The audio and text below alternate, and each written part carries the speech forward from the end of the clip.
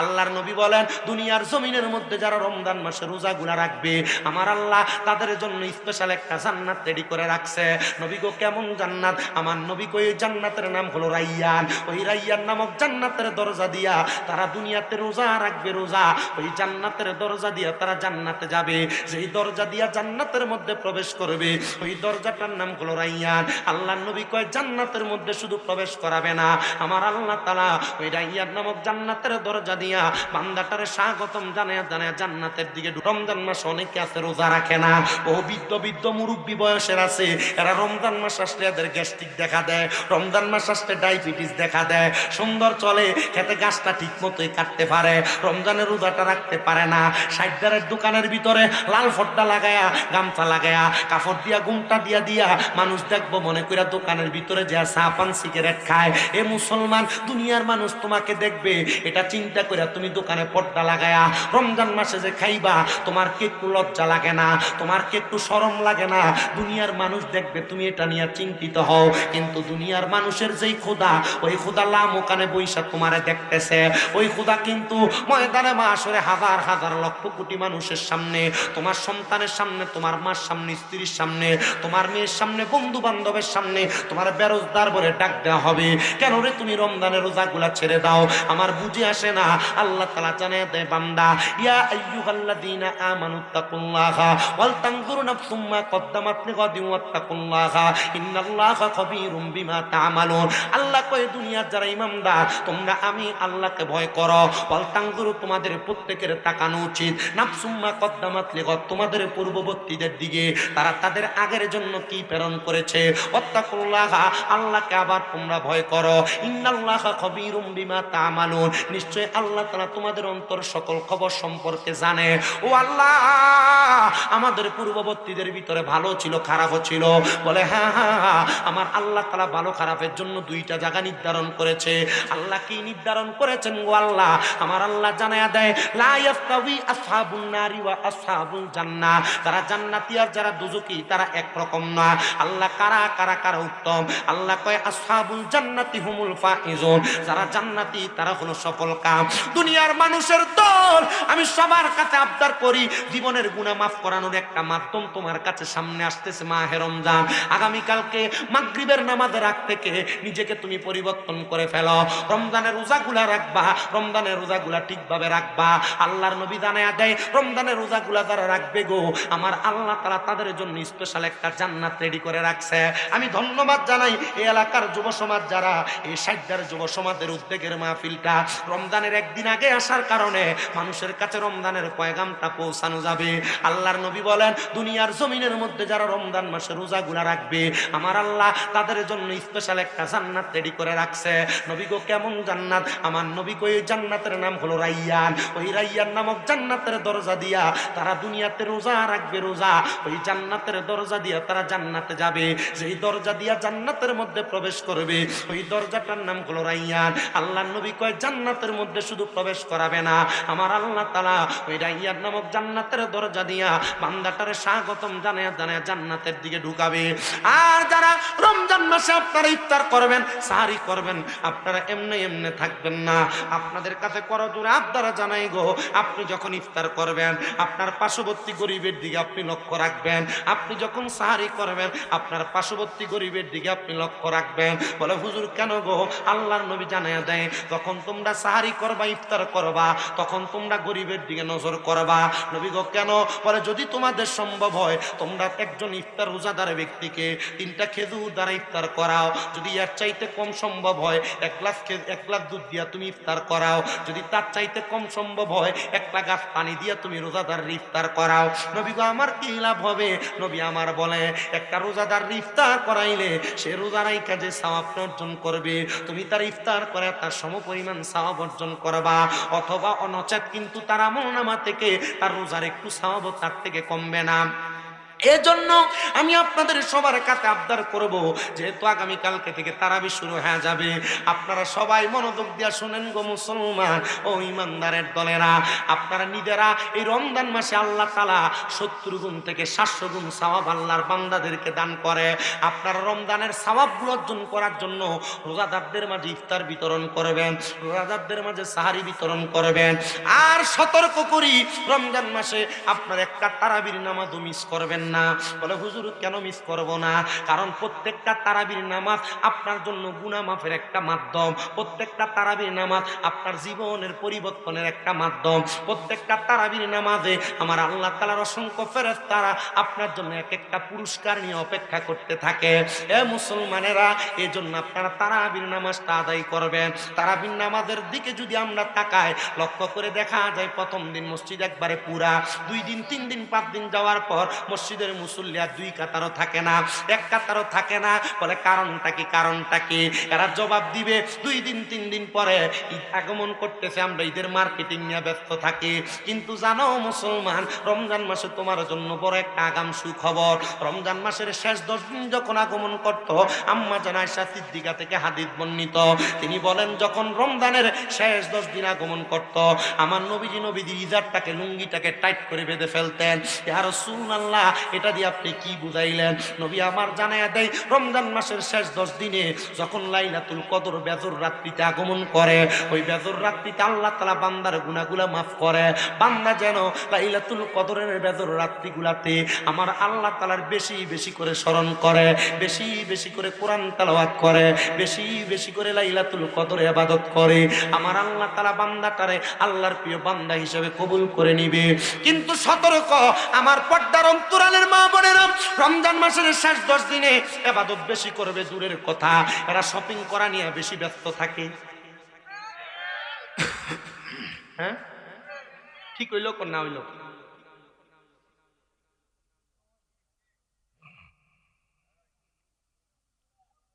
আমি সবার কাছে আবদার জানাই,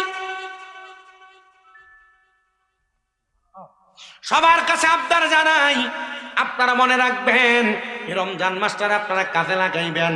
মা বোনেরা মার্কেটিং এ যায় যায় রমজান মাসের সময়টা নষ্ট করবেন না। দেখবেন আমার আল্লাহ তাআলা আপনার অধিকতর পর্যন্ত আল্লাহ কবুল করে নিবে। প্রিয় মুসলমান শুনো, আমি আরেকটা কথা বলে দিয়ে যাই, এখানে অনেক সন্তানের আসো মা হারা বাবা হারা, সামনে রমজান মাস আসতেছে, আপনারা মা বাবারে বড় মিস করবেন। বলে হুজুর কেন? কারণ রমজান মাস আগমন করলে ওই মা বাবাই কিন্তু রাত্রবেলা আপনারা ডাক দিয়া দিয়া তুলতো। রমজান মাস আগমন করলে সাহারি খাওয়ার জন্য বারবার মা আপনারে ডাকতো। এখন মা কবরে আপনারে কেউ একবার ডাক দিয়ে উঠায় না। অনেক সন্তানেরা ওই মা বাবার জন্য আফসোস করে, রমজান মাসে তারা ইফতার সামনে নিয়ে নিয়ে কান্দে। কারণ ওই মা বাবা সন্তানটারে দামি দামি ইফতার, সুন্দর সুন্দর ইফতার বানায় খাওয়াইতো। এখন সন্তান লক্ষ লক্ষ কোটি টাকার মালিক, সন্তান তার মা বাবার একটু ইফতার খাওয়াইতে পারে না। খাওয়াইবে কেমনে? মা বাবা তার কবরের বাসিন্দা। সন্তান, ঈদের দিন নতুন জামা কাপড় সবাই পরবে, তোমার জন্য তোমার মা বাবা নতুন জামা কাপড় ক্রয় করেছে, কিন্তু তোমরা একটা বারও কি চিন্তা করো না, তোমার অনেকের মা কবরে, অনেকের বাবা কবরে, তোমরা কিন্তু ঈদের দিনে নতুন মা বাবার জামা কাপড় কিনা দিতে পারবা না। আমি সবার কাছে করো জোরে আপনার জানাই রে সন্তানের দলেরা, আপনারা মনে একটা খুশির জোয়ার রাখবেন আর আল্লাহ তাআলার কাছে দোয়া করবেন, আল্লাহ তাআলা যেন আপনাদের মা বাবা তাদের কবরে আজকের মাহফিলের উসিলায়, সামনে রমজানের উসিলায়, তারাবি সাহার ইফতারের উসিলায় আপনাদের মা বাবারে কবরের মধ্যে জান্নাতি খানা পেনার ব্যবস্থা করে দেয়। আমরা তো হাসি তামাশা করে সময় কাটিয়ে দিই, কিন্তু রমজান মাস আগমন করলে কবরবাসীরা বড় খুশি হয়ে যায়, বড় খুশি হয়ে যায়। কারণ আমার আল্লাহ তাআলা এ পুরা একটা মাস কবরের আযাব মাফ। অপরাধী নবীকে ভালোবাসি বলে মোরা আজ অপরাধী, তবু ভালো বেসে যাব হোক মরণ যদি, এটা আশিকে ছাড়া বুঝবে না, মোরা সুন্নিরা নবীর দিওয়ানা, এটা আশিকে ছাড়া বুঝবে না, মোরা সুন্নিরা নবীর দিওয়ানা। বলেন মুসলমান আমরা সবাই ঈমান বাড়াইতে চাই কি চাই না? চাই চাই চাই, ঈমান বাড়াইতে চাই। সাহাবায়ে কেরাম ডাক দিয়া বলেন, ইয়া রাসূলুল্লাহ, ইয়া হাবিবাল্লাহ, নবী গো আপনার কাছে জানতে চাই, আপনি নবী বলেন না আমার আল্লাহ আর কি করে? নবী আমার বলে 2 নাম্বার হায়াত তারে বাড়াইয়া দেয়। কত মানুষ হার্ট অ্যাটাক করে, কত মানুষ স্ট্রোক করে, কত মানুষ হার্ট অ্যাটাক করে, কত মানুষ স্ট্রোক করে মারা যায়, ঘুমের মধ্যে মারা যায়। কিন্তু আমার আল্লাহ তাআলার বান্দারারে যদি হার্ট অ্যাটাক আর স্ট্রোক করার পরে আইসিইউতে ঢুকানো হয়, সর্বনিম্ন 10,000 টাকা বিল দেওয়া লাগে। কিন্তু না রে মুসলমান, আমার হায়াতটা বাড়াইয়া দেয়। এবার বলেন যে আল্লাহর কোরআনুল কারীম তেলাওয়াত করলে হায়াত বেড়ে যায়। আমরা সবাই মুহাব্বতের আওয়াজে ওই আল্লাহর কোরআনুল কারীম তেলাওয়াত করতে চাই কি চাই না? জবান খুলে মুহাব্বতের আওয়াজে জোরে জোরে পড়ে না, আউযু বিল্লাহি মিনাশ শাইতানির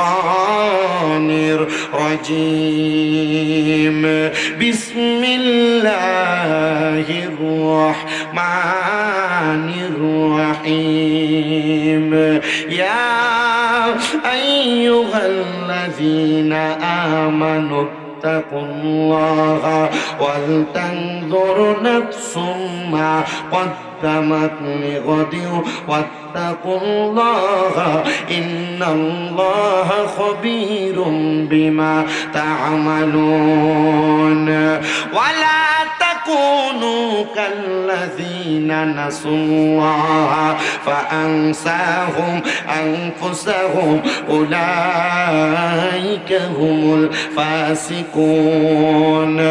وقال في شان حبيبه ومحبوبه ومعشوقه مخبرا وآمرا إن الله وملائكته يصلون على النبي يا أيها الذين آمنوا صلوا عليه وسلموا تسليما اللهم صل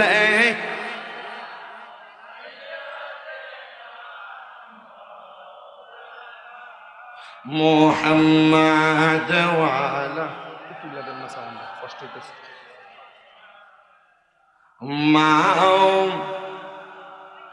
দয়াল নবীর ফসিনা মুবারক মেশকের চাইতে আরো সুগ্রাণ, সাহাবীরা আতর রূপে করতেন তাহা ব্যবহার। আল্লাহুম্মা সাল্লি মুহাব্বতে এদিকে ফিরে বস করুন وعلى آل سيد শিখাইয়া প্রেম খেলা কইলো কাইলা কামলিওয়ালা, একবার দেখা দিয়া মিঠাও জালা মুহাম্মদিয়া রাসূলুল্লাহ। আল্লাহুম্মা সাল্লি মাওলানা মুহাম্মদ ওয়ালা আলিহি সাইয়্যিদিনা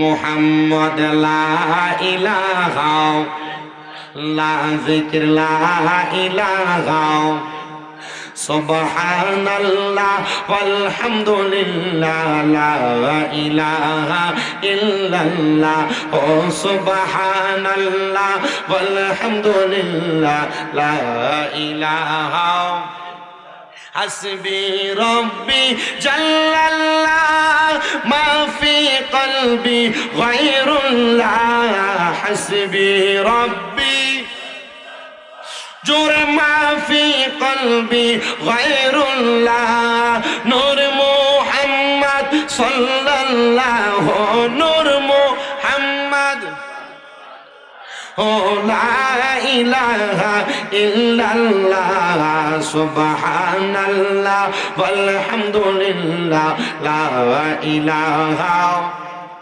লাহো নামাজ রোজা সাইরো না কেহ মা বাবার খেদমত চাইরো না আমার নবীর দুরূদ বইল না আমার নবীর দুরূদ আমার নবীজি তোমায় বলবে না লা ইলাহা লা জিকির লা ইলাহা হায়রে অনেক দূরে মদিনা আমরা কেমনে যাব জানি না নিকলি সাইদার মানুষ মদিনা যাইতে চাই কি চাই না কারা কারা যাইতে চাই ডান হাত তুলে আমার আল্লাহর দেখায় আর জবানটা খুলে মুহাব্বত একটা তাকবীর হবে নারায়ে তাকবীর এটা দিয়ে আমার মনে হয় না যে ঢাকায় আর সব যাওয়া যাবে একটু মোহাম্মতে আওয়াজ দিয়ে নারায়ে তাকবীর নারায়ে রিসালাত নারায়ে গাউসিয়া আহলে সুন্নাত ওয়াল জামাত জোরে বলেন মদিনা যাইতে চাই কি চাই না কেন যাইবারে আব্বা আমার নবী কয় উম্মত মান যারা কবরি ওয়াজাবাত লাহু শাফাতি ইয়াউমাল কিয়ামা নবী আমার ডাক দিয়া কয় উম্মত ও উম্মতের দল যেই ব্যক্তি আমি নবীর রওজা মুবারক জিয়ারত করলো তার জন্য সুপারিশ করা আমি নবীর জন্য ওয়াজিব হইয়া যায় আমার নবী একটা ডাক দিয়া কয় উম্মত রে যেই ব্যক্তি আমি নবীর ইন্তেকালের পরে সাবধান ইন্তেকাল মানে মইরা যাওয়া না ইন্তেকাল শব্দটা বাবে ইনফিয়ালের ওজনে এটার মানে হলো স্থানান্তরিত হওয়া জায়গা পরিবর্তন করা নবী কয় উম্মত যেই ব্যক্তি আমি নবীর ইন্তেকালের পরে আমি নবীর রওজা মুবারকের মধ্যে জিয়ারত করলো সে যেন আমি নবীর সঙ্গে সরাসরি সাক্ষাৎ করলো নবী কয় উম্মত রে যেই ব্যক্তি মক্কায় গেল কিন্তু মদিনায় গেল না সে যেন আমি নবীর উপর জুলুম করলো নবীজি গো আমরা তো মক্কায় যাইতে চাই মদিনা যাইতে চাই আমরা টাকা নাই পয়সা নাই ধন নাই দৌলত নাই সম্পদ নাই আমাদের কাছে কোনো কিছু নাই তো আমরা কেমনে মদিনায় যাইব আশেক তো সুরে সুরে লিখতেছে ওই আমরা আশায় আছে সম্বল নাই আশায় আছে করি কি উপায় মনে বড় আশা ছিল যাব মদিনায় বলো মনে বড় যাব মদিনায় কাফেলাতে কে যাও তুমি কে যাও মদিনায় এ গরিবের সালাম দিও মদিনার বাদশাহ ওরে কইও গিয়া আমরার সালাম কইও গিয়া নবীজির রওজায় মনে বড় আশা জুড়ে মদিনায় বলো মনে বড় আশা ছিল সালাম আমি করব গিয়া সালাম আমি নবীজির রওজায় মনে বড় আশা ছিল যাব মদিনায় আরব সাগর পাড়ি দিব নাই তো আমার করি পাখি নয় তো উড়ে যাব ডানাতে বরে করি হাই রে আরব সাগর পাড়ি দিব নাই কই আমার তোরি পাখি নয় তো উড়ে যাব ডানাতে বরে করি আমরা আশায় আছে সম্বল নাই আশায় আছে আশায় আছে করি কেউ পায় মনে বড় আশা মদিনায় বলো মনে বড় আশা বাজানো হে আমার সাইডার এলাকার বাবা, আপনাদের সাইডার এলাকায় মসজিদ আছে, কিন্তু সাইডারের মসজিদের ভিতরে এক ওয়াক্ত নামাজ পড়লে এক ওয়াক্তের সওয়াব হয়।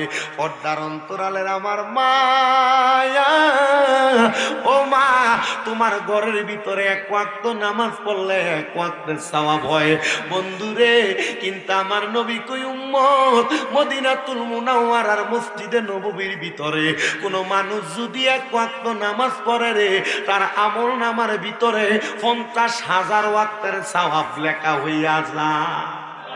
নবী কয় উম্মত রে, তোমার বাড়ির মসজিদে নামাজ পড়লে এক ওয়াক্তের সওয়াব হয়, পাগড়ি মাথায় দিয়া পড়লে 27 ওয়াক্তের সওয়াব হয়, কিন্তু মক্কাতুল মুকাররমার ভিতরে কোন মানুষ যদি এক ওয়াক্ত নামাজ পড়ে তার আমল নামার মধ্যে 1,00,000 ওয়াক্তের সওয়াব হয়। বাজানো, জীবনে টাকা কামাই কইরা বাড়ি বানাও, জীবনে টাকা কামাই কইরা ঘর বানাও, জীবনে টাকা কামাই কইরা ব্যাংকের ব্যালেন্স বাড়াও, জীবনে টাকা কামাই কইরা গাড়ি কিনো, সম্পদ কিনো, সন্তান স্ত্রী পুত্র নিয়ে আনন্দ করো। আমার নবীজির রওজা জিয়ারত করলা না, নবীর উম্মত দাবি করো রে বাবা, এই টাকা পয়সা ধন সম্পদ কোনো কিছু তোমার কবরে কাজে লাগবে না, কাজে লাগবে নবীর সুপারিশ। যদি তুমি নবীজির রওজা জিয়ারত করো, আমার নবী তোমার জন্য সুপারিশ করবে। পর্দার অন্তরালের মা, বর্তমান স্বর্ণের বাজার মূল্য 2,52,000 টাকা। মাগো মা, আর মক্কা মদিনা যাইতে মাত্র 1.5 লাখ টাকা লাগে উমরা হজে গেলে। তোমার স্বামীরে প্রতি বছর 1 ভরি স্বর্ণ কিনা দিতে না বইলা, যদি তোমার কাছে রিজার্ভে 1 ভরি 2 ভরি স্বর্ণ থাকে, তুমি মরার পরে তোমার কানের দুল, নাকের ফুল, গলার হার সব খুইলা রাইখা দিবে। এই স্বর্ণগুলা বাজারে বিক্রি কইরা 1.5 লাখ টাকা জোগায়া মক্কা মদিনার মেহমান হইয়া যাও। খোদার কসম করে বলি, ওই মক্কা মদিনার মেহমান যদি হইতে পারো, তোমার দুনিয়াতে কোনো ভয় নাই, কবরে কোনো ভয় নাই, হাসরে কোনো ভয় নাই। খোদাকে কসম করে বলি রে, মদিনাতুল মুনাওয়ারার একটু পাশে বাবে জিবরাইলের সামনে দিয়ে একটা গোরস্থান আছে, যে গোরস্থানটার নাম হলো জান্নাতুল বাকি। ওই জান্নাতুল বাকির গোরস্থানটার ভিতরে ঢুকলে কলিজাটা ঠান্ডা হয়ে যায়। ফজরের পরে, আসরের পরে হাজি সাহেবানরা সেখানে প্রবেশ করে, এত আরাম, এত শান্তি রে, খোদাকে কসম করে বলি, আমি গত বছর মক্কাতুল মুকাররমা মদিনাতে যাওয়ার পর আমি 3টা দোয়া মক্কার সামনে দাঁড়ায়া, মদিনার সামনে দাঁড়ায়া করছি। আমি মদিনার সামনে দাঁড়ায়া বলছি, ইয়া রাসূলুল্লাহ, আমি আপনার গোলাম, আমি আপনার প্রেমিক, আমি আপনার উম্মত। নবী গো, আমার মতো নগণ্য দুনিয়াতে আর কেউ নাই। এত কম বয়সে যে আপনি আমার মদিনাতে আনবেন, এটা আমি কোনোদিন কল্পনাও করি নাই। নবীজি, যেহেতু মদিনাতে আসছি, আপনি আমার আল্লাহর দরবারে দরখাস্ত করে দিবেন, আমার আল্লাহ যেন আমার বারবার মদিনাতে জিয়ারত করার তৌফিক দেয়। আমি 2 নাম্বার একটা দোয়া করছি, নবী, আমার মা, আমার বাবা এখনো পর্যন্ত বেঁচে আছে, আমার মা বাবারে আমি যেন মক্কা মদিনা নিয়ে আসতে পারি, আপনি সে তৌফিক আমার দিয়ে। 3 নাম্বার দোয়া করছি, নবী গো, আপনার উম্মত দাবিদার, বাংলাদেশে ওয়াজ মাহফিলের মধ্যে গেলে কত আশিকে রাসূলদেরকে নিয়ে আপনি নবীর সম্মান গাই, আপনি নবীর গুণকীর্তন করি, এরা তো মদিনা শরীফ আসতে চায়। নবী গো, আপনার মদিনা জিয়ারত করলে তো জান্নাত ওয়াজিব হয়ে যাবে। নবী গো, তাদেরকে মদিনাতুল মুনাওয়ারাতে আসতে দিয়েন, তাদেরকে মরার আগে একবার মদিনায় আসতে দিয়েন। যদি মদিনায় না আসতে পারে, এদেরকে মরার আগে একবার হলো ঘুমের ঘরে স্বপ্নে দিদারে মুস্তফা দিয়েন। আমি একই দোয়াটা আল্লাহর কাবা ঘরের সামনে যাইয়া আল্লাহর কাবা ঘরের গিলাপ ধরে ধরে করছি। আমি কাবা ঘরের গিলাপ ধরে দেখছি, হে মন মুরব্বী, দাড়ি পাকা মুরব্বীরা কাবার গিলাপ ধরে ধরে কান্দে। আমি জিজ্ঞাসা করছি, বাবা কান্না করেন কেন? জামালপুরে বাড়ি, চোখের পানি ফালায়া কই, হুজুর হুজুর জীবনে টাকা পয়সা বহু কামাই করেছি, কত জায়গায় গিয়েছি, কিন্তু মক্কাতুল মুকাররমার মতো শান্তি কোনো জায়গায় পাই না। কাবাগরটা ধরেছি এখন থেকে 2.5 ঘন্টা আগে, কাবাগরটা ছাইরা কোনো দিকে যাইতে মন চায় না। আপনাদের দোয়ার বরকতে আমি 100 পরে 10 বার উমরা হজ পালন করেছি। আমি চেষ্টা করেছি হাজরে আসওয়াদ পাথরে চুমা দিতে, আমি পর 11 বার হাজরে আসওয়াদ পাথরে চুমা দিছি। জানেননি শরীরের শক্তি যতদিন আছে রে যুব সমাজের দল, তাড়াতাড়ি মক্কায় যাও, কারণ বহু মুরব্বীরা হাজরে আসওয়াদ পাথরে চুমা দিতে যাইয়া মানুষের চাপা খায়া সেখানে মইরা পইরা থাকে। আমি বারবার যখন যাই আমি আল্লাহর কাছে কইছি, আল্লাহ গো আমি গুনাহগার, আমার অনেক গোপন গুনাহ আছে, আমার গুনাহগুলা তোমার পাথরে চুমা দিলে মাফ হয়ে যাবে। ও আল্লাহ, দুনিয়ার কত মানুষ তোমার কাবা ঘরের সামনে আইসা তোমার কাবার মধ্যে চুমা দিতে চায়, হাজরে আসওয়াদ কালো পাথরে চুমা দিতে চায়। আল্লাহ গো মাকাম ইব্রাহিমে চুমা খাইতে চায়, তোমার মিজাবে রহমতে চুমা খাইতে চায়, কাবার দরজায় ধরে চুমা খাইতে চায়। যে জায়গার মধ্যে 2 রাকাত নামাজ পড়লে দোয়া কবুল হয়, ওই জায়গার মধ্যে নামাজ আদায় করতে চায়। আল্লাহ ও আল্লাহ, এদেরকে একবার হলো মদিনাতুল মুনাওয়ারায় মক্কাতুল মুকাররমায় আনার সুযোগ করে দাও। হে যুবক ভাই, তুমি কক্সবাজার সফর করার জন্য বছরে 10-15 হাজার টাকা বাজেট করো, সিলেটের মধ্যে সফর করার জন্য 10-15 হাজার টাকা বাজেট করো। এখন থেকে নিয়ত করো, আল্লাহর নবী জানায় দেয় বুখারীর হাদিস, নিয়াতুল মুমিনিন খায়রুম মিন আমালি, মুমিনের নিয়ত তার আমলের চাইতে উত্তম।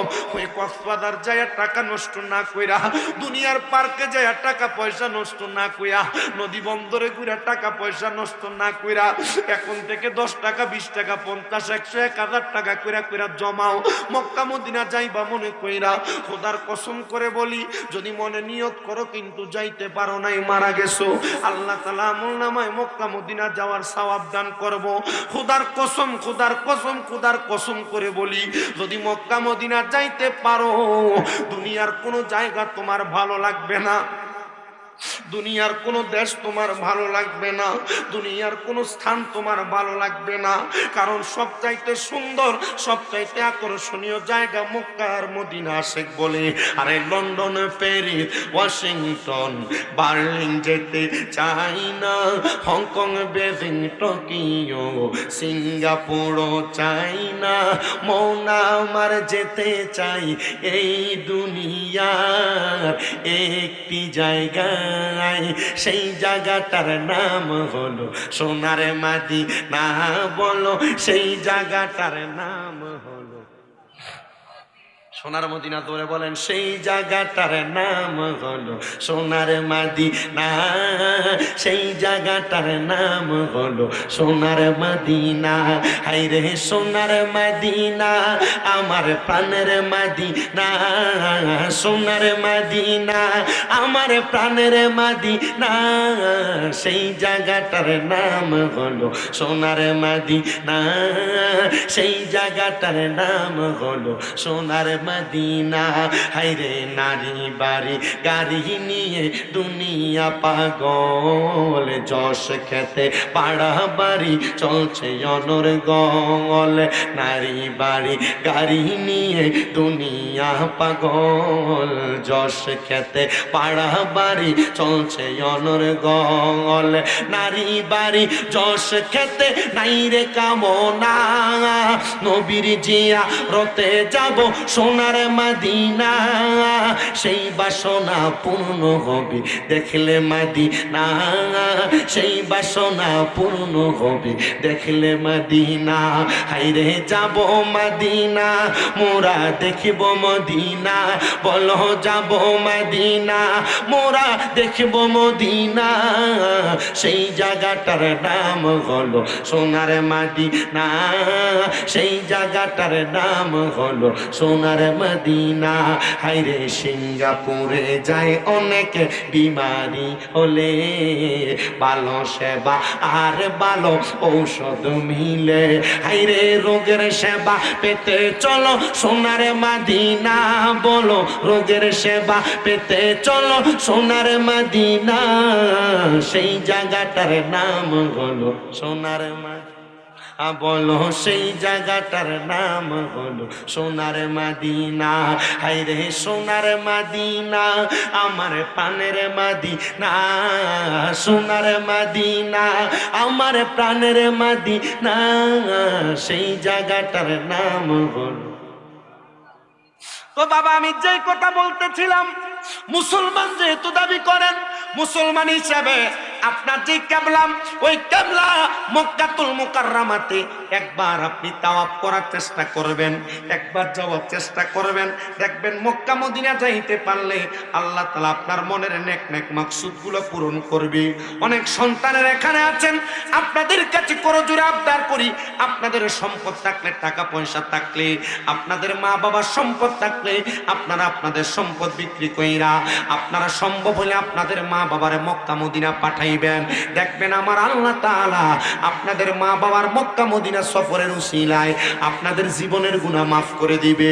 আপনার সম্পদ বিক্রি করে পাঠাইবেন, আপনি মনে মনে চিন্তা করতেছেন, বলে হুজুর আমার সম্পদ কি কমে যাবে না? না না না, নবী আমার জানাই রে, কোনো মা বাপ যদি সন্তানের জন্য দোয়া করে, দোয়ার সাথে সাথে কবুল হয়ে যায়।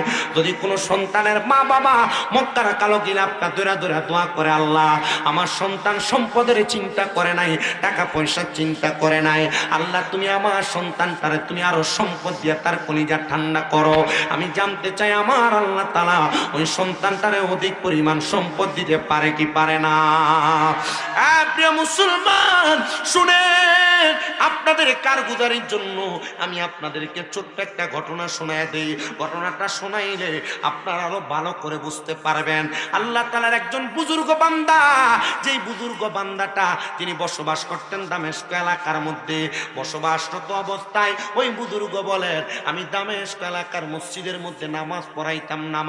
নামাজ পড়াই যিনি, তিনাকে আপনারা বলেন ইমাম। কি ইমাম বলেন?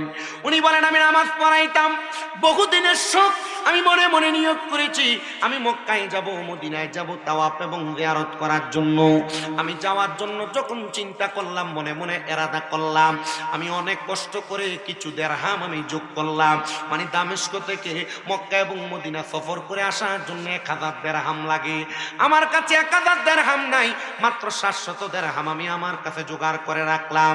আমি জুমার নামাজ আদায় কইরা আমার মসজিদের সব মুসল্লিদের কাছে বলতে লাগলাম, মুসল্লির দলেরা, আমি আপনাদের ইমাম, আমি আপনাদের খতিব, আপনাদের কাছে আমি একটা বিদায় আরজ করি। আমি নিয়ত করেছি, ইরাদা করেছি, আমি মক্কা মদিনা যেয়ে হজ করব। এখন আমার কাছে অর্থ যা আছে আমি তা নিয়ে মক্কা মদিনা রওনা করতেছি। আপনারা আমার জন্য একটু খাস করে দোয়া করবেন।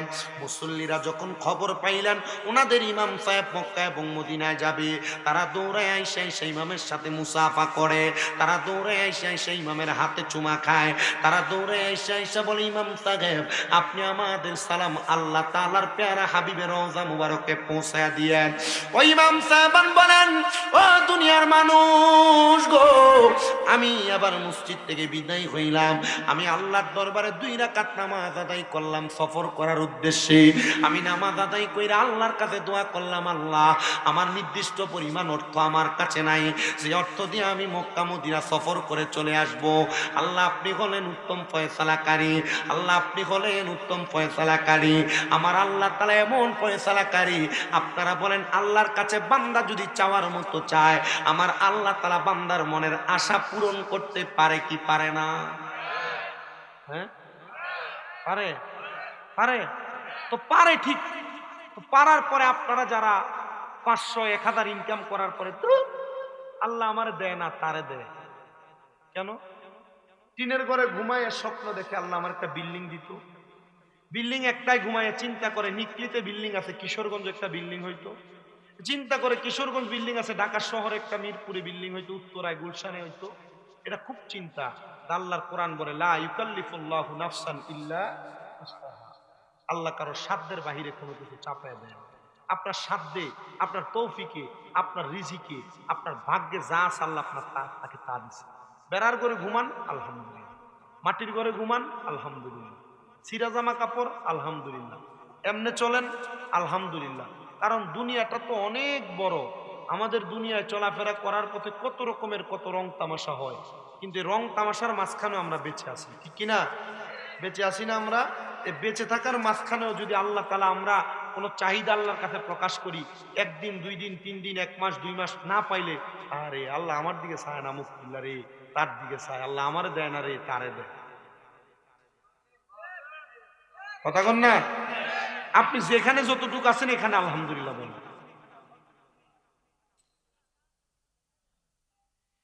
প্রিয় আমার মুসলমানের দল,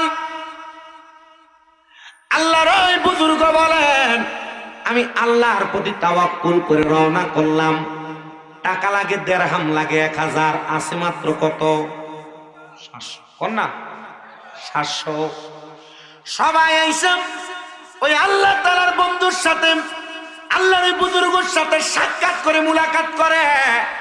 আল্লাহর বুজুর্গ বলে, মুলাকাত শেষ করে আমি আমার ওটের পিঠে চইরা আমি সামনের দিকে রওনা করলাম। এমন টাইমে আমি দেখলাম একজন বৃদ্ধ মহিলা হাতের মধ্যে লাঠি বট দিয়া দিয়া আমার সামনে আসছে। সামনে আইসা ডাক দিয়া বলেন, ওগো হুজুর, আপনার কাছে আমার একটা আবদার। আমি খবর পাইলাম আপনি নাকি মক্কা এবং মদিনায় সফর করতেছেন।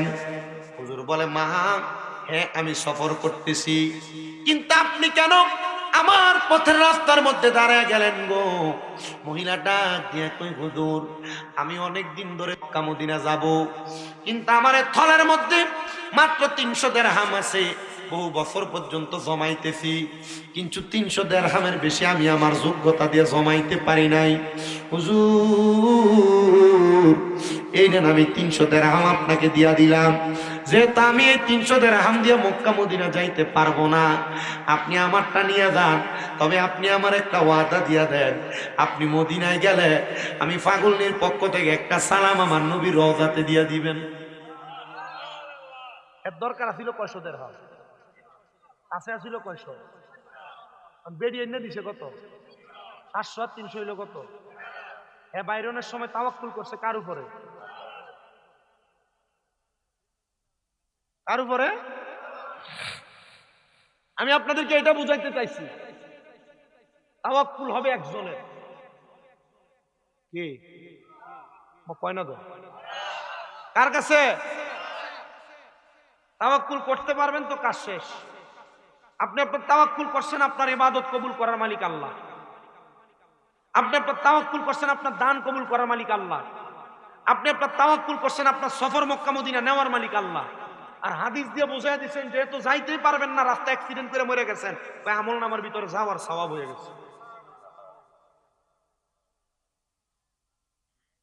কি বুড়া মক্কা মদিনা যাইবার লেগে শখ নাই?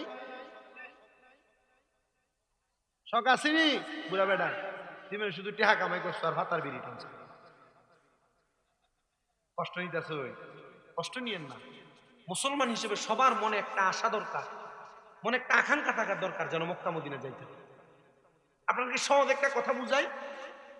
আমি যেদিন হজ করে আসছি, আমার আম্মা আমারে কয়দিন পরে বলছে, আমরা মনে কপালে মক্কা মদিনা যাওয়ার নাই। আমার আম্মা আমারে কইছে। আমি কইছি অবশ্যই আছে। মিডিয়া তুই কথা কই দিলে মিডিয়া দেখছি যে এক লগে থাকলে বাইরে বেরি করে না, তোমরা বইলে এক লগে যত কথা কবে।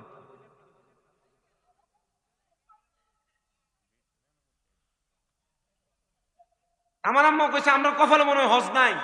আমি কইছি আছে। আছে বলে কইছি মাহফিলটি শেষ করে আপনাদেরকে নিয়ে যাও। এর মধ্যে আমার আম্মা অসুস্থ থাকতে 9 মাসের উপরে, অনেকে হয়তো জানে। আমি এই 9 মাস যে অসুস্থ, আমার আম্মার যথেষ্ট খেদমত চালাইছি। আমি এই 9 মাসের ভিতরে আমার আম্মা যখন অপারেশন হয়েছে, আমি 2 মাস 11 দিন আমি আমার খাটে 1 মিনিটের জন্য আমি শুইছি। আম্মা খাটে, আমি নিচে শুইছি।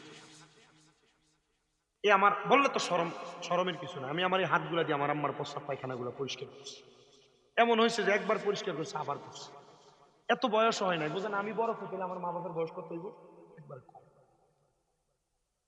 আমার আম্মা অপারেশনের পরে ডাক্তার বলছিল যে মনে হয় না যে হাঁটবে। আলহামদুলিল্লাহ এখন এক হাতের স্টানে ধরে ধরে একটু হাঁটে। আমি ডাক্তারের কাছে 7 মাসের সময় যাই বলছিলাম, ডাক্তার সাহেব আমার আম্মাটা তো হাঁটতে পারে না, পারলে 10-15 লাখ টাকা নিয়ে যান, আমার আম্মার একটু হাঁটার ব্যবস্থা করেন। ডাক্তার আমার জবাব দিছে, শামীম সাহেব টাকা দিয়ে যদি সব হইতো তাহলে আপনার মা অপারেশনের পরে দিনে হাঁটে। আমি বললাম জি। আমি নিয়ত করছি আল্লাহ আমি আমার টাকাটা মক্কা মদিনা যাইবার লাগা আমার মা বাপ যদি যেদিন আমার মা অসুস্থ থেকে সুস্থ হয়ে দেবো আমি টাকাটা দিয়ে আমার আম্মা বাড়বে মক্কা মদিনা যাবো। এখন কিন্তু আমার কাছে টাকা আছে, কিন্তু আমার মারে মক্কা মদিনা নেওয়ার মতো সামর্থ্য আছে। কেন? অসুস্থ। এজন্য বুড়া বেড়া আইনো জিফুতের সম্পদ দিয়ে দেবা, তুমি মরার পরে তোমার জিফুতে কবরের কাছে যে এমনও ফুতেট আছে মুরব্বী আছে, দিগাও বাপমার কবরের সামনে লয়ে গেলে কোনটা কবরস্থানের সামনে নিলে কোনটা কবর এটাই দেখাই দিতে। তো কার কাছে তুমি টাকা পয়সা দিয়ে দেবা? সবার কাছে আমি এই দূর আবদার করছি, যেহেতু তোমার এই সম্পদগুলা সম্পদের মতো পড়ে থাকবে, তুমি তোমার সম্পদরারে আল্লাহর হস্তে কাজে লাগবে, মক্কা মদিনা যাও, দেখবা বড় কামে লাগবে। রাজি নাই? রাজি নাই? অনেকে চিন্তা করতেছে হুজুর অক্ষণ হয়েছে একটা জিকির করলেন না। আপনার কি জিকির করা লাগবো? লাগবো যদি হয় ওয়াজ আগে মনোযোগ দিয়ে শোনা। জিকিরও করবো, আমি সব করি, মাহফিলের শ্রোতাদের জন্য আমি সব করি, আমার ওয়াজটা আগে দরকার। সামনে রমজান মাস চলেছে, কালকে তারাবি নামাজ পড়বেন না আপনারা? প্রিয় মুসলমান, আল্লাহর ওই বুজুর্গ বলেন, আমাকে ওই বৃদ্ধ মহিলা হাতের মধ্যে করে একটা পুটলি আইনা আমার হাতের মধ্যে দিছেন, যে পুটলির মধ্যে দেড়হাম ছিল, 300 দেড়হাম। মহিলা বললেন হুজুর এই দেড়হামটা আমি আপনাকে দিলাম, মক্কা মদিনা যে আল্লাহ রাসূলের রওজার সামনে একবার আপনি আমার সালাম দিবেন, আর মক্কার সামনে যাইয়া আপনি আমার জন্য একটু দোয়া করবেন, চলবে, আমার আর কিছু লাগবে না। হুজুর ডাক দেখো, আল্লাহ ও আল্লাহ গো, আমার জীবনে কোনো চাহিদা নাই, আল্লাহ তুমি আমার একটা চাহিদা এখন পূরণ করে দিছো, আর আমারে বুঝাই দিছো তোমার উপর কেউ যদি তাওয়াক্কুল রাখে তার কোনো ভয় নাই, তার কোনো টেনশন নাই। আল্লাহর উপর তাওয়াক্কুল করে ওই আল্লাহর বান্দা উনি চলে গেলেন। সামনের দিকে যাইতে যাইতে যাইতে যাইতে ওই এলাকার বাদশার সঙ্গে দেখা, বাদশার সঙ্গে দেখা করে আবার তিনি চলে গেলেন মক্কায়। আল্লাহর ওই বুজুর্গ বলেন, আমি মক্কায় যা দেখলাম যে মহিলা আমাকে অর্ধেক রাস্তার মধ্যে 300 দিরহাম দিয়ে সহযোগিতা করছে, আমার আগে এই বেড়ি মক্কা তাওয়াফ করতেছে গুইরা গুইরা। ওরে চাইলে কেহ পীরের বস্তু নাহি নিতে পারে, আবার উপযুক্ত হইলে রে দয়াল টান দিয়া নেই কাছের তোরে, টান দিয়া নেই কাছে, আরে জোর করিয়া দিবে তোরা, জোর করিয়া দিবে তোরা ববের যত প্রেম জ্বালা, কেউ বুঝিতে পারে না রে কামেল পীরের খেলা, আরে কেউ বুঝিতে পারে না রে ওলি আল্লাহর খেলা। জোরে কন্যা বাবা ঠিক কিনা? কোন পীরের খেলা? কামেল পীরের খেলা। আমারে বাবা বর্তমানে অনেক পীর আছে রে বাবা, মুরিদান সামনে বয়া রাইকা রাইকা, কথা কন্যা বাবা আছে না নাই? বহুত ফিসাব আছে বেডিয়েত মুরিদানের সামনে লইয়া লইয়া বইয়া থাকে, বেডিয়েতের পর্দা নাই, ফিসাবও বইয়া থাকে, বেডিয়েতে কত সুন্দর ফিসাবের ফাউন্ডার ভিতরে ধরে ধরে সালাম করে। উদার কসম, যে পীর সিগারেট খায়, যে পীর বেডিয়েতে বইয়া থাকে, এটা পীর না, এটা শয়তান। আর যে পীর সিগারেট খায়, এ পীরের মুরিদ গাঞ্জা খাইব, এটা স্বাভাবিক। আর যেগুলা সিগারেট খায় এগুলা পীর না, এগুলা শয়তান। এগুলার সাথে সুন্নিদের সাথে পূর্ব কোনো সম্পর্ক ছিল না, বর্তমানে কোনো সম্পর্ক নাই, ভবিষ্যতে কোনো সম্পর্ক সিগারেট খাই না পীরের লগে থাকবে না। ডান হাত তুলে বলেন ঠিক না বেঠে?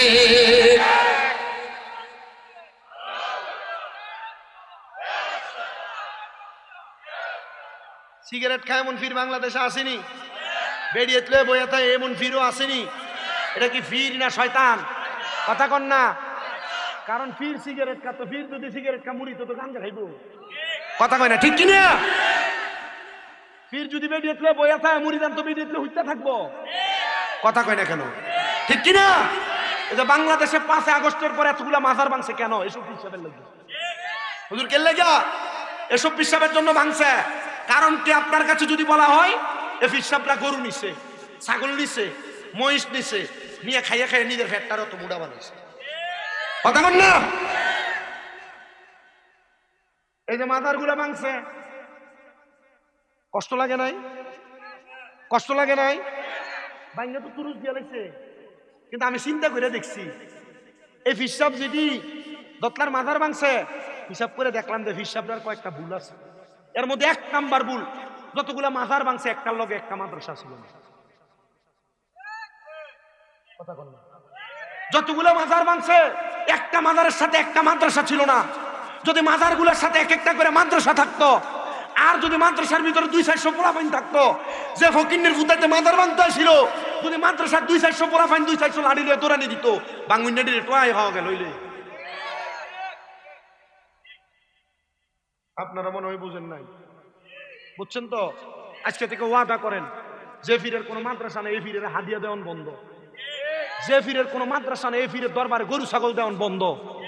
যে পীরের কোন মাদ্রাসা নেই, এই পীরের হাদিয়া দেওয়ান বন্ধ।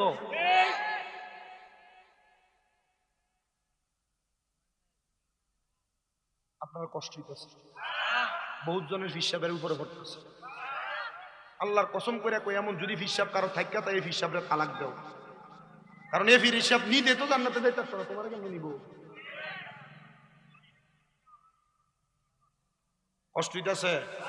এক জায়গাতে ওয়াজ করণে মুড়িদান পিছনে দিয়ে কান্দা শুরু করে দিছে। ডাইরেক্ট কই, এটা তো আপনার বিশ্বভরে কইতেছে। আমি তো এটা তোমার বিশ্বভরে কইতেছি, তুমি এটা ফিট ধরছ বেটা, তালাক তো ফিট ধরবা হক্কানি, কথা কন। ফিট ধরবা কি? আর আবু দাউদ শরীফ 303 নাম্বার পৃষ্ঠাতে হাদিস বলে দিচ্ছে কেমন ফিট ধরবেন। নবীজি কেমন? ইদা রুকু যুকিরাল্লাহু আযজা ওয়া জাল্লা, যে ফিরে চেহারার দিকে চাইলে আল্লাহর কথা মনে হয়, এটা হক্কানি ফিট। এটা ওয়াজ করলে ভালো লাগে না। হিসাব দাবি করে, ভীষণ দিয়ে নাম দিছে উরুস মুবারক, বেরিয়ে না চায়, এটাও কি হিসাব? জোরে ক। খোদার কসম করে বলি, আল্লাহর কসম করে বলি, যারা উরুস মুবারকের নাম দিয়া বেড়ি দিয়া উরুস মুবারকের ভিতরে গান বাজনা করে, এরা ভণ্ড, এরা ভণ্ড। এদের সাথে সুন্নিদের কোনো সম্পর্ক নাই। বলে হুজুর সামা কাওয়ালি করি, সামা কাওয়ালি যদি হয় জায়েজ আছে, তবে বেড়ি দিয়া না, কথা কই না করে।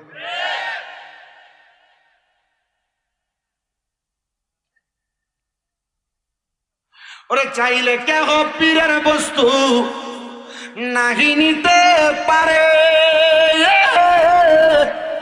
উপযুক্ত হইলে রে দয়াল টান দিয়া নেই কাছের তোরে, টান দিয়া নেই কাছে, আবার জোর করিয়া দিবে তোরা, জোর করিয়া দিবে তোরা বদর যত প্রেম জ্বালা। কেউ বুঝিতে পারে না রে পীর মুর্শিদের খেলা, আরে পীর মুর্শিদের খেলা। ও 36 বছরে কারোর কেনা কি ফুটে না, 6 মাসেরও কালের দয়াল পাইজে 16 আনার দয়াল, পাইজে 16 আনা। ওরে 36 বছরে কারোর কেনা কি ফুটে না, আবার 6 মাসেরও কালের দয়াল পাইজে 16 আনার দয়াল, পাইজে 16 আনা। দয়াল জোর করিয়া দিবে তোরা, জোর করিয়া দিবে তোরা বদর যত প্রেম জ্বালা। কেউ বুঝিতে পারে না রে পীর মুর্শিদের খেলা, আরে কামেল ওলির খেলা। জবান খুলে জোরে জোরে কোন আল্লাহু আকবার। বাজানো ওই আলেম ডাক দিয়া কয়, আমি মক্কাতুল মুকাররমায় দেয়া দেখি যে বুড়া বেড়ি 300 দিরহাম আমার হাতের মধ্যে দিয়া দিছে।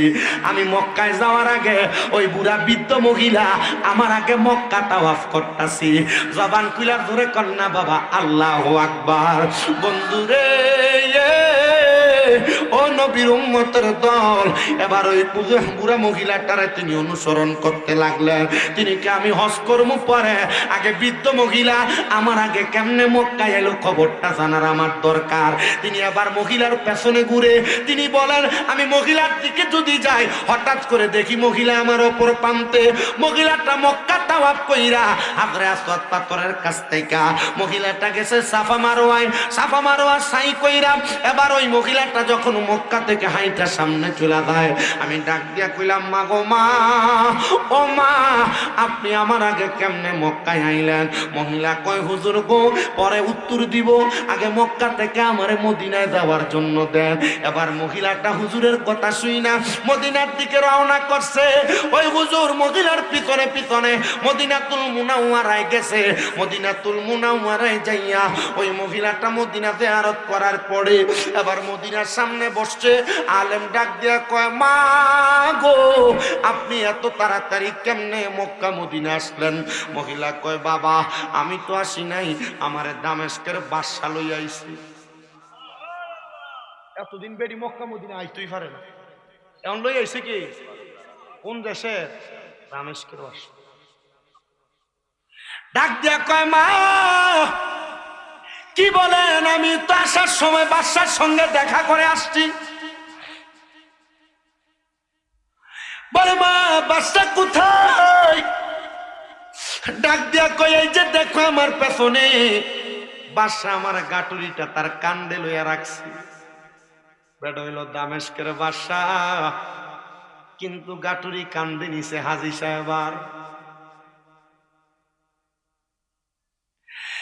এবারে আল্লাহর বুজুর্গ ডাক দিয়া কয়, বাদশা তুমি কেমনে রে এই মহিলাটারে মক্কায় আল্লাহ?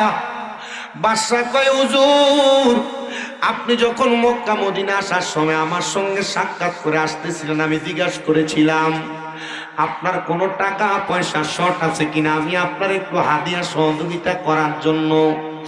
আপনি বলেছেন 300 দিরহাম শর্ট ছিল। বৃদ্ধা মহিলাটা আপনার 300 দিরহাম দিয়ে আপনার 1000 দিরহাম পুড়িয়ে দিছে। আমি চিন্তা করলাম ওই বৃদ্ধা মহিলা হয়তো মক্কা মদিনা যাওয়ার জন্য টাকাটা জমাইছে।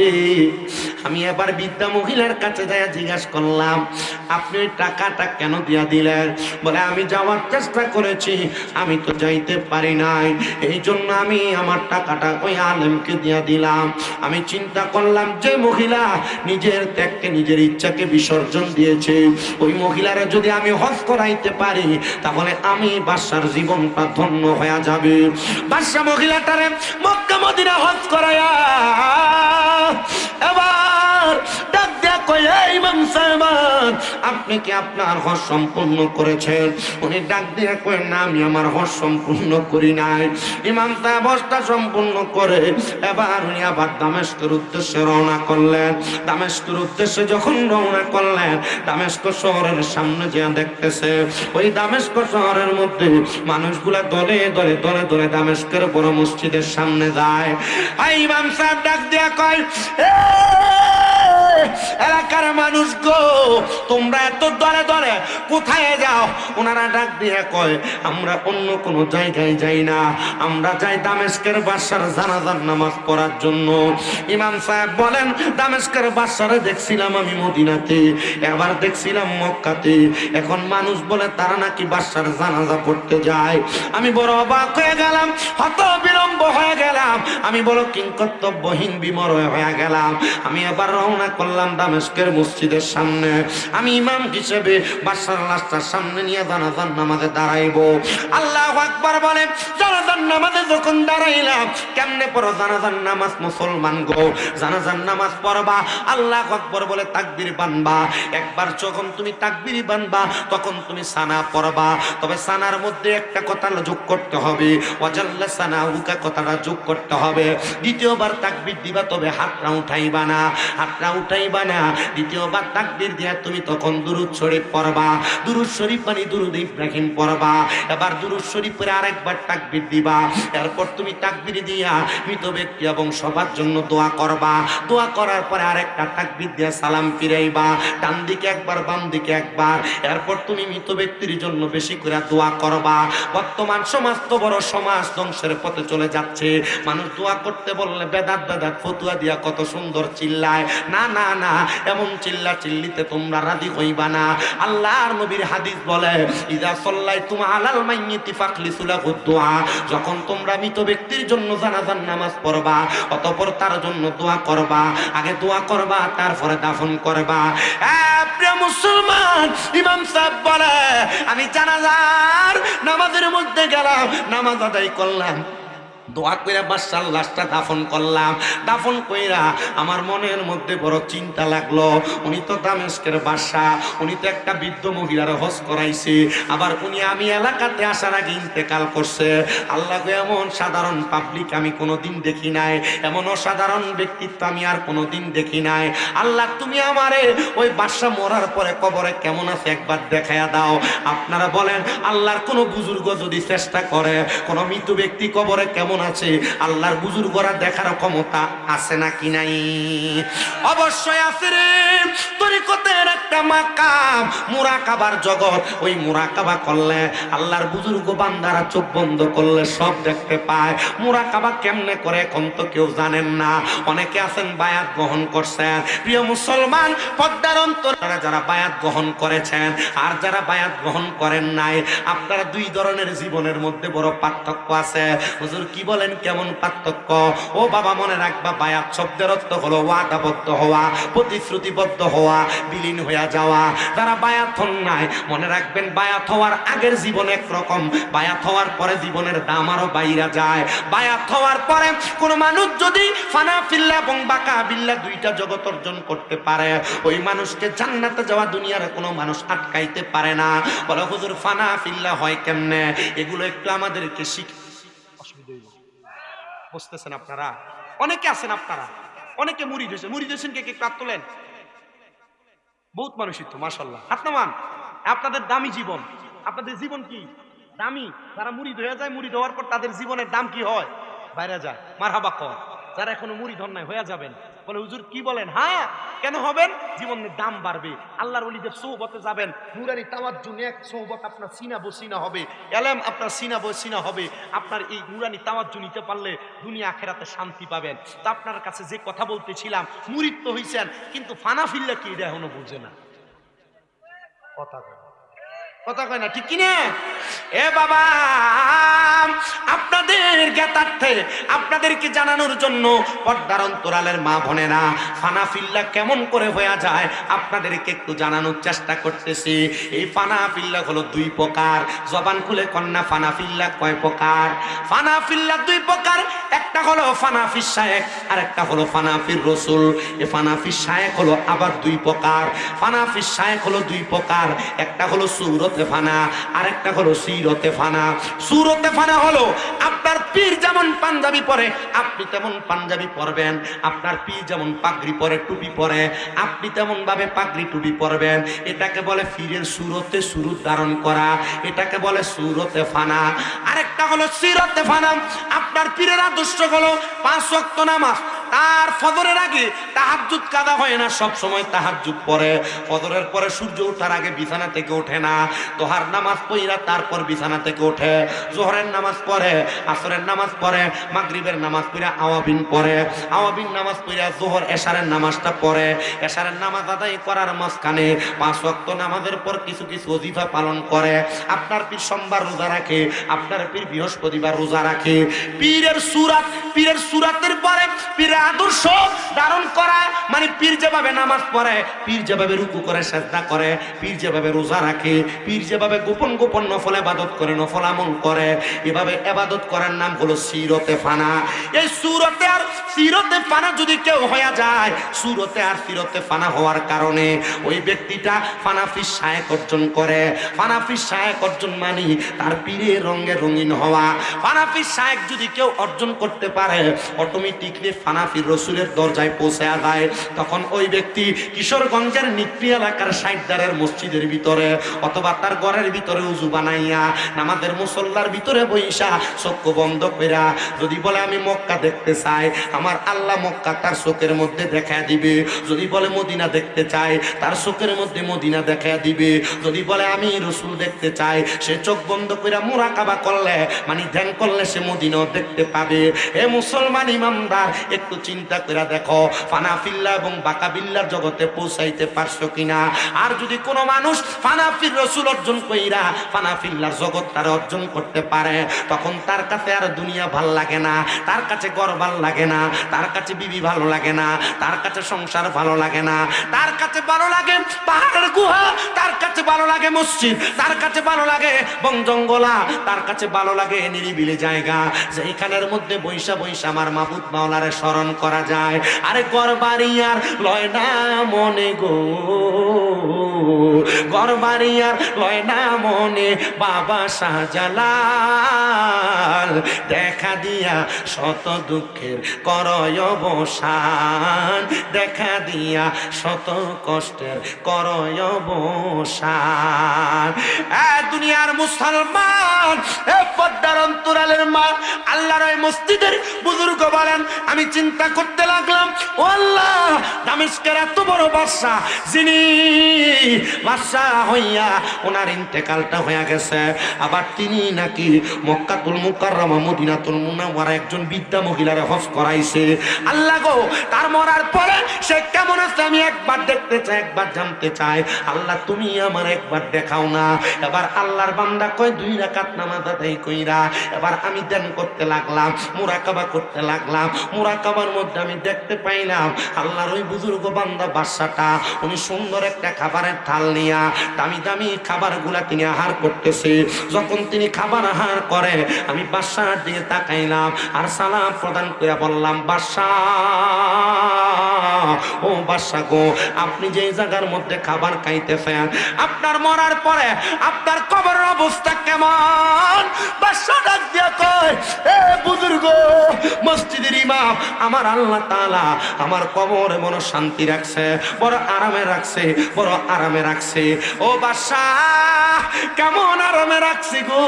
বাদশা ডাক দিয়া কয়, আরামটা হইল আমার আল্লাহ দামি দামি খাবার আমারে খাওয়ায়, আমার আল্লাহ আমারে দামি পড়াই, আমার আল্লাহ জান্নাতের সুবাসন, জান্নাতের মেহমানদারি আমারে করায়। এ মুসলমান, ওই বাদশাটা কিন্তু স্বাভাবিক কোনো বাদশা ছিল না। তিনি ছিলেন একজন আদর্শওয়ালা বাদশা, তিনি ছিলেন একজন ন্যায়পরায়ণ বাদশা, তিনি ছিলেন একজন ধর্মপরায়ণ বাদশা, তিনি ছিলেন একজন খোদাভীরু বাদশা। কিন্তু আমাদের সমাজ এমন নিকৃষ্ট, এমন পচা, এমন পচা, এমন পচা, মানুষ বাদশা বানাই কথা সত্য, খবর নিয়ে দেখা যায় মসজিদের সভাপতি বানায় সুদখোরের। কি কইল না হইল? মসজিদের সভাপতি বানায় সুদখোরের, মসজিদের সেক্রেটারি বানায় ঘুষখোরের, এলাকার সর্দার বানাই দিবে, 10 টাকার কাছে বেচা এই বেড়ার কথা কয় না, ঠিক কিনা? কি হবে আলেম সেজে সমাজেতে যদি না হক কথা উচ্চ সুরে না বলিতে? চাকরির বই করো যদি ছেড়ে দাও ইমামতি, চাকরির বই করো যদি ছেড়ে দাও ওই না গদি।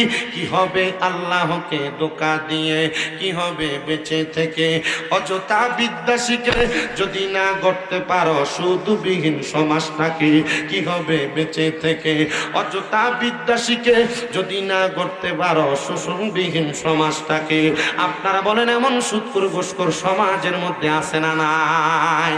শুধু আছে বললে চলবে না, অনেকে জোরে আছে কেন চিন্তা করে, হুজুর সুদখোরের কথা যদি জোরে কই ঠিক গেলে গা 10,000 টাকা হাওলাতে লেগে কার কাছে যান? এমন বহু মানুষ আছে। এ বাবা, আপনি জালডারে জাল বলা লাগবে, মিষ্টিডারে মিঠা কখন লাগবো, তিতাডারে তিতা বলা লাগবে। আপনারা জবানটা খুলে কোন এমন সুদ করে নিকলি এলাকায় আছে না নাই? আস্তে কইছে জোরে কোন আছে না নাই? বড় হুজুর কেমন সুদ করাছে? আমি একটা উদাহরণ দিয়া দেই। স্বাভাবিকভাবে দেখবেন 1 লাখে বছরে 30,000 কইরা কইরা খায়, এমন বহু সুদ করো সমাজে। কথা কয় না এ ভাই, শুধু এমন সুদ করো না। আগে তো বেড়া মানুষ খাইতো সারা গেছিল, এখন বেরিয়ে তো বাড়ি বাড়ি সুদের টেহা লাগায়। যদি জিগায় চাচি 10,000 টাকা দেওয়া যায়নি, একটু দেখেন না চেষ্টা কইরা। বেডি কয় আমার কাছে তো নাই, আমার বইনে দিছিল তাই টেহাডি একটু সাইলা দিবার লাগিয়া এ টেহাডি লাইরা সাইরা খায়। এ বেডির এমন বইনের নাম দিয়ে সুদের উপরে টাকা লাগায়। আপনারা কোন এমন বেডিয়ে তো সমাজে আছে না নাই? এ মুসলমান, এ নিকলি এলাকার সাইদারের মানুষ শোনো রে, শুধু এমন সুদখোর না, আর একটা সুদখোর আছে তোমার এলাকায়, যেটারে ডিজিটাল সুদখোর কয়। বলে হুজুর ডিজিটাল সুদখোর বলে কাহাকে? দেখবেন সরকারি চাকরি করার পরে পেনশনের টাকা পাইয়া জায়গা জমি বেচা 10-20 লাখ টাকা একলগে কইরা ব্যাংকের মধ্যে ফিক্সড ডিপোজিটের নামে FDR এ 10 লাখ টাকা রাখা দেয় 10 বছরের জন্য। ও বাবা, 10 লাখ টাকা 10 বছরের জন্য রাখে। চা দোকানে বইয়া দেখবেন ফা ডুলে ডুলে চা খায়, এবার আর কোনো কাজ কাম নাই, দোকানে বইয়া বইয়া মানুষের গিবত করে। যদি জিগাই ও কাকা আপনি তো কোনো কামাই রুজি করেন না, চলেন কেমনে? বেটা ডাইরেক্ট জবাব দেয় আল্লাহ চালায়। অথচ আল্লাহ চালায় না, বেটা ব্যাংকের থেকে মাসে মাসে সুদের টাকা তুল্লা তুল্লা খায়। আপনারা কোন মুসলমান এমন সুদখোর সমাজে আছে নাকি নাই? এ বাবা শুনো, অন্তরের কান লাগে শোনো গো। আরেকটা সুদ তোমার বউ তোমারে ফার্ম দিয়া দিয়া খাওয়ায়। হুজুর কি বলে? আমার বউকে আমারে ফার্ম দিয়া সুদ খাওয়ায়। হ্যাঁ, দেখবা তোমার রাত্রবেলা কত সুন্দর কানের মধ্যে বলে, এ স্বামী তুমি যে যা কামাই করো সব খরচ করে ফালাও। স্বামী গো এত খরচ করো না, এত খরচ করো না, আমরা ছেলে মেয়েগুলার তো একটা ভবিষ্যৎ আছে, চলো আমরা ব্যাংকের মধ্যে একটা DPS করি। এমন DPS এর নাম দিয়া মাসে মাসে 500-1000 করে জমা রাখা 3 বছর 3.5 বছর পরে ডাবল উঠানের লোভে এমন DPS মার্কা সুদখোর সমাজে আছে। এখন কালা নিজে জোরে কইতো না, কারণ জোরে কইলে নিজের গায়ে ওয়াজ করবো। অনেকে তলে তলে করে রাখছে সুদ। আমি যে চা দিতেছো না, আসলে আমি চা খাই না। ওয়াজ অবস্থা কেন খাই না? আপনার লালুচি কিন্তু অনেকে চা খাওয়ানোর তক অনেক ওয়াজটা ফালাই দিতে মনে করতে নিয়েন না, বুঝছি নি?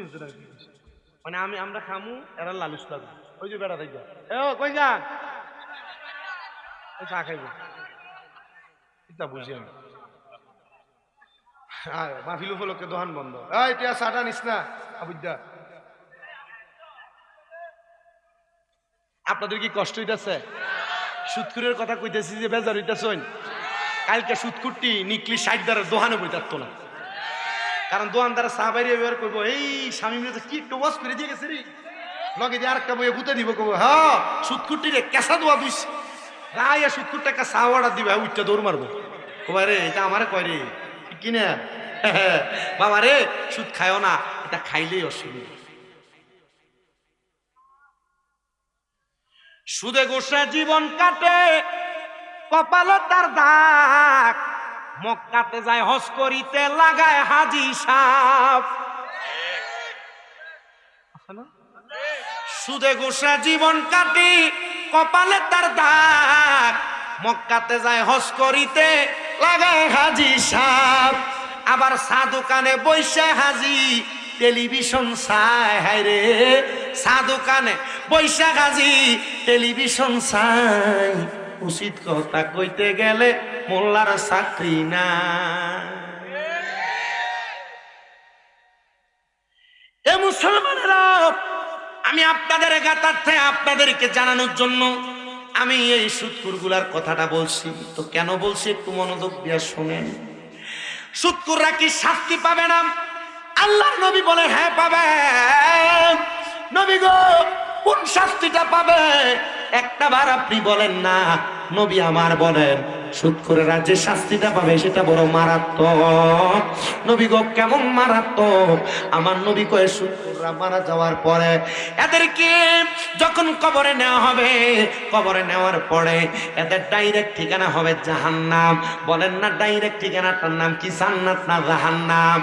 ডাইরেক্ট ঠিকানা জাহান্নাম। এ সুদখোরেরা, তারা সুদের টাকা দিয়া, ঘুষের টাকা দিয়া দামি বিল্ডিং বানাইছো, সমাজে বড় বড় কথা বইলা মানুষের উপর অত্যাচার অনাচার করো, সুদ খাইতে পারবা, কবরের কঠিন শাস্তি তুমি সহ্য করতে পারবা না। আল্লাহর নবী জানে আদারে উম্মত, সুদখোরগুলা যখন কবরের মধ্যে যাবে, ওই সুদখোরগুলারে আমার আল্লাহ তাআলা সবচাইতে নিকৃষ্ট জাহান্নাম, হাবিয়া নামক জাহান্নামের মধ্যে ফেলে দিবে। ওই হাবিয়া নামক জাহান্নামের মধ্যে যখন সুদখোরগুলাকে ফেলে দিবে, আমার আল্লাহ তাআলা সর্বনিম্ন কমপক্ষে একটা হারামখোর সুদখোরকে সর্বনিম্ন 3000 বছর জাহান্নামের আগুনে জ্বালাইব। এ পর্দার অন্তরালের মা, তোমার স্বামী সুদের টাকা লাগায়, হারাম টাকা তোমারে খাওয়ায়, এই টাকা যে তুমি খাও, তোমার ইবাদত আল্লাহর দরবারে কবুল হবে না। কারণ ইবাদত কবুল হওয়ার প্রধান শর্ত হলো হালাল খাবার খাওয়া। হালাল খাবার যদি না খাও, তাহলে তোমার নামাজ কবুল হবে না, রোজা কবুল হবে না, হজ কবুল হবে না, যাকাত কবুল হবে না। এ মানুষ, 3000 বছর যখন একটা সুদখোররে জাহান্নামের আগুনের মধ্যে জ্বালায়া পুড়ে ছাইকাই করা হবে, এমনি করা হবে না। জাহান্নামের আগুনের রংটা হবে লাল রঙের। ওই লাল রঙের আগুনের মধ্যে বান্দাটার দেহটারে চাই চাই চাই চাই করে জ্বালানো হবে। একবার জ্বালায়া আরেকবার আগুনটারে জ্বালাইবো, আরেকবার দেহটারে পুরাইবো, আবার জ্বালাইবো, আবার পুরাইবো। যখন বান্দারে এতবার জ্বালাইবো, 1000 বছর হওয়ার পরে এবার জাহান্নামের আগুনের রংটারে আমার আল্লাহ তাআলা সাদা ধোঁয়াযুক্ত আগুন বানায় দিব। ওই সাদা ধোঁয়াযুক্ত আগুনের মধ্যে বান্দাটার 1000 বছর জ্বলবে। এবার আগুনের রংটারে কালো ধোঁয়াযুক্ত বানায় দিবে। ওই কালো ধোঁয়াযুক্ত আগুনের মধ্যে বান্দার 1000 বছর জ্বলবে।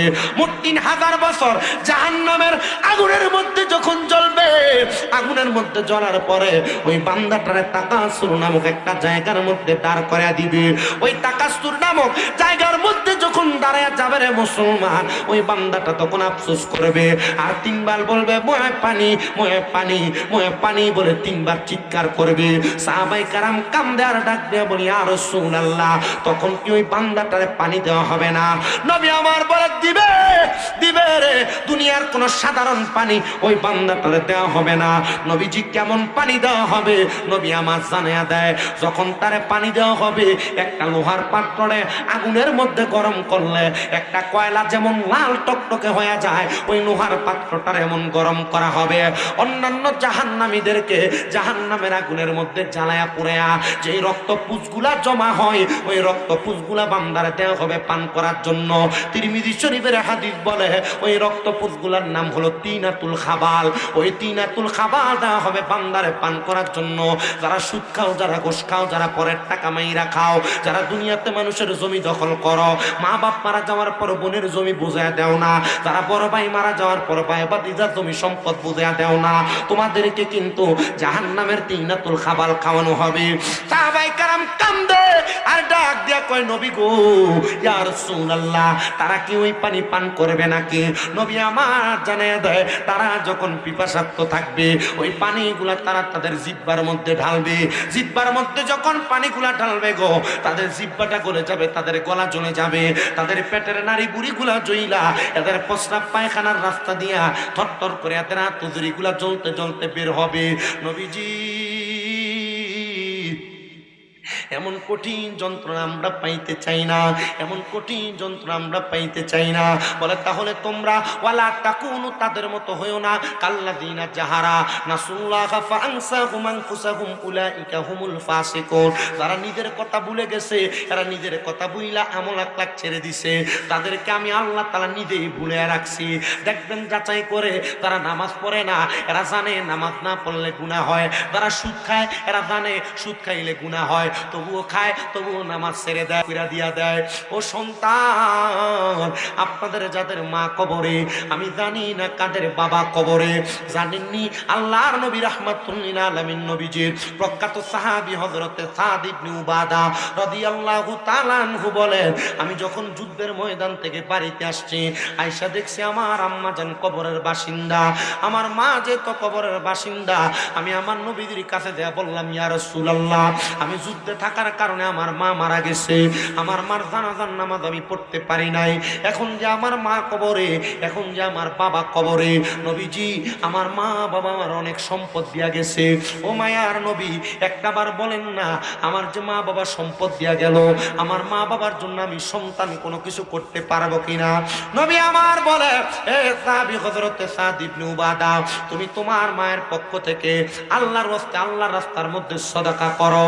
ওই সাহাবী বলে, ইয়া রাসূলুল্লাহ, আপনি সাক্ষী থাকেন, আমি আমার মায়ের জন্য, আমার একটা খেজুরের বাগান আছে, যে খেজুরের বাগানের নাম হলো মিখওয়াদা, ওই খেজুরের বাগানটা আমি আমার মায়ের জন্য আল্লাহর রাস্তে সদকা করে দিলাম। জোরে বলেন সুবহান।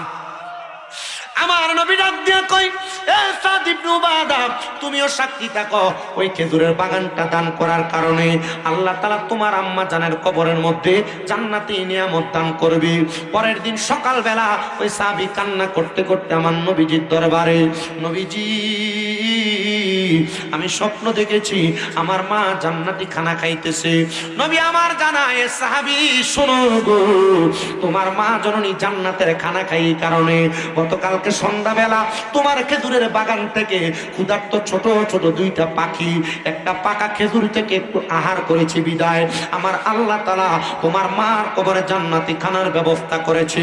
এ আমার নিকলি এলাকার সাইডদার এলাকার বাবাজিরা, বন্ধুরা, আপনারা যারা এখানে বসেছেন, পর্দার অন্তরালের মা বোনেরা, আপনাদের অনেকেরই তো মা কবরে, অনেকের বাবা কবরে।